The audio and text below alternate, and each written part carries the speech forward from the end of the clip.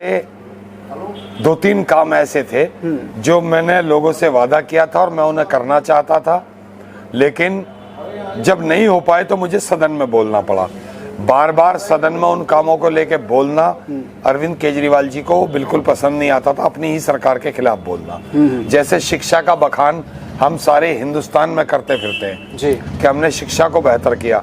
मेरा कहना था, मेरा एक गांधी हरिजन स्कूल है, आज उसको 5 साल हो गए, सुना, वो टूटा पड़ा हुआ है, वहाँ 4000 बच्चे पढ़ते थे, उसको स्कूल को बनवाइए, उसका टेंडर हो गया। 36 पेड़ स्थानांतरित करने थे लेकिन पीडब्ल्यूडी ने नहीं किए, टेंडर लैप्स हो गया, फिर रिडिजाइन कराया, फिर भी नहीं बन पाया।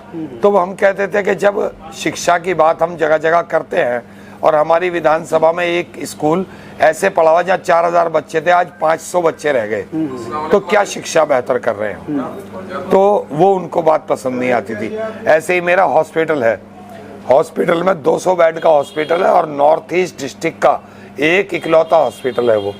उस हॉस्पिटल में न वेंटिलेटर है, न एमआरआई है, न सिटी स्कैन है, न उसमें जो है सही से अल्ट्रासाउंड की मशीन वर्क करती है। उसको लेके भी बड़ी मैंने सदन के अंदर उठाया तो न वो भी नागवार गुजरा।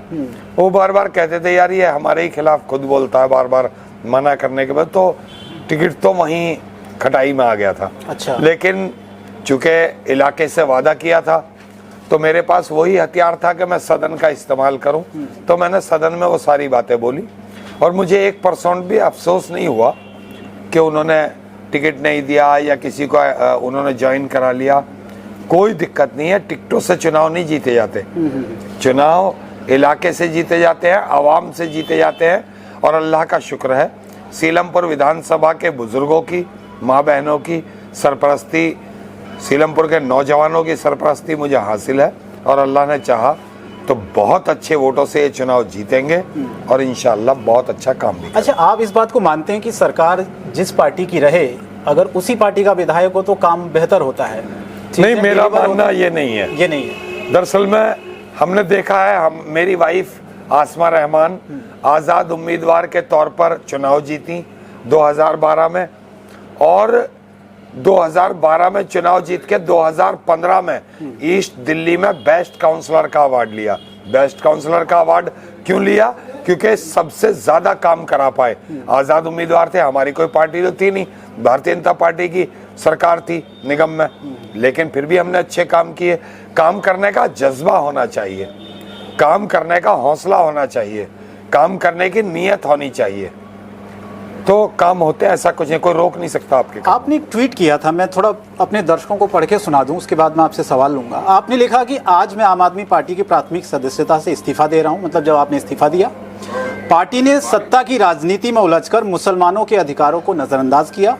अरविंद केजरीवाल ने हमेशा जनता के मुद्दों से भागकर अपनी राजनीति की इंसाफ और हक की लड़ाई लड़ता रहूंगा। तो मुसलमानों की अनदेखी का आरोप आप लगा रहे सीधे सीधे पार्टी पर, जिस पार्टी में आप रहे। देखिए, तो लोग ये पूछ रहे हैं कि अचानक से ये चीज आपको क्यों याद आई? जब आप अचानक से तब आपने मुद्दा नहीं उठाया? बहराइच का मामला हो, संभल का मामला, ये सब अभी रिसेंट तो मामले हुए हैं। संभल का मामला हो, सब नेता बोले, सब पार्टियां बोली, गलत को गलत कहा, लेकिन एक अल्फाज भी केजरीवाल जी के मुंह से नहीं निकला।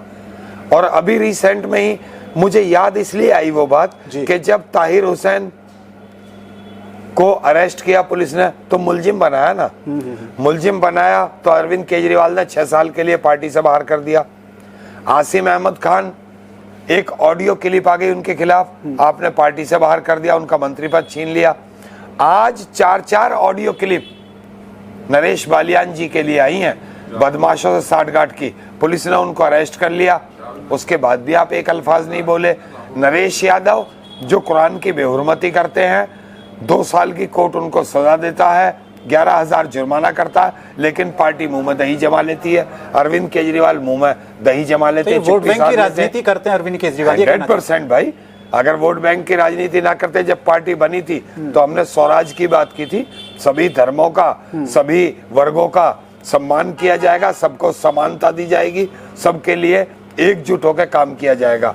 बल्कि वो कहते थे राजनीति करने नहीं, राजनीति बदलना आए हैं। लेकिन आप देख लीजिए आज क्या हो रहा है।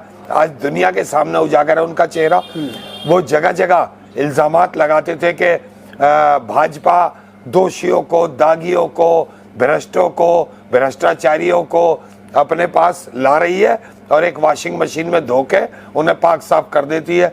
तो मुझे लगता है कि जब जेल से अरविंद केजरीवाल जी आए तो 1-2 मशीनें किराए पे लेकर आए। अब ये भी जितने दागी थे हमारे यहाँ देख लीजिए, अरविंद केजरीवाल जी ने जब चुनाव जीते 2015 का तो खुले आरोप लगाए कि सबसे बड़ा घोटाला मतीन अहमद ने किया है वक्फ बोर्ड के अंदर, इन्हें गिरफ्तार करेंगे, इन पर मुकदमा चलाया जाएगा। इन्होंने धरने प्रदर्शन कराए हमारे वॉलंटियरों से और वॉलंटियरों पर मुकदमे लगे। उसके बाद आज उसी दागी को ले लिया। इसी तरह उन्होंने और जितने लोग लिए हैं, किसी पर कुछ इल्जाम है, किसी पर कुछ इल्जाम है, तो मुझे लगता है 2-3 मशीनें इन्होंने भी किराए पे ले ली। ये भी धो के सबको पाक साफ कर रहे हैं।